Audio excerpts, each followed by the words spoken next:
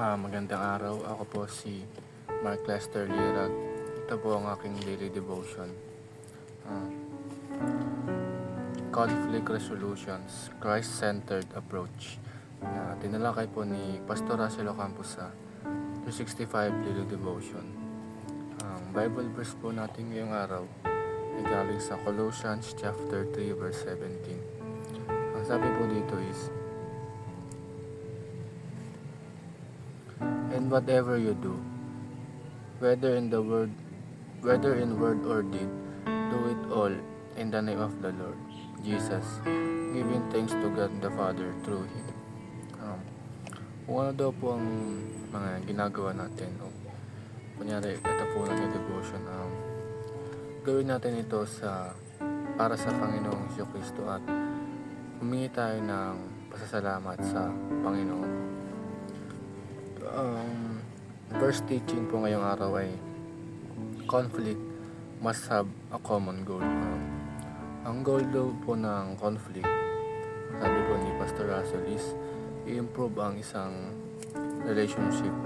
Pag ang dalawa po na ay nag-aaway o nagtatalo, ito po ay dahil sa wala silang pagkakasundo o wala silang common goal sa isa't isa.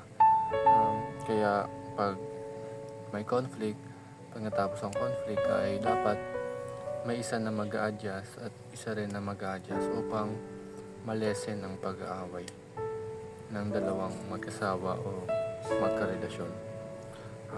Second teaching po is conflict must be settled with Christ.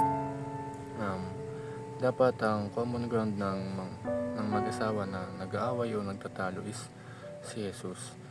Kasi pag mahirap magmahalan siyang tao kapag hindi siya maka-Diyos dahil wala kayong isang common ground. Dapat si Jesus lagi ang sentro ng inyong mga relasyon dahil si Jesus ang makakatulong sa atin upang makapagayos maayos ang isang problema, lalo na ang problemang mag-asawa. Huling teaching po is conflict must end for God's glory. Dapat ang pag-aaway ay tatapos agad at huwag nating hayaan na umabot pa ito sa paglubog ng araw o palipasin ng magdamag dahil hindi ito maganda at hindi ito nakakalugod sa Diyos. Dahil kapag ang mag-asawa ay nagkasundo, yung dalawa ay nag-aaway at nagkasundo bago lumubog ang araw o bago sila matulog, nakakalugod to sa Diyos dahil tutuwa siya dahil napag-ayos niya ang dalawang mag-asawa na nag-aaway.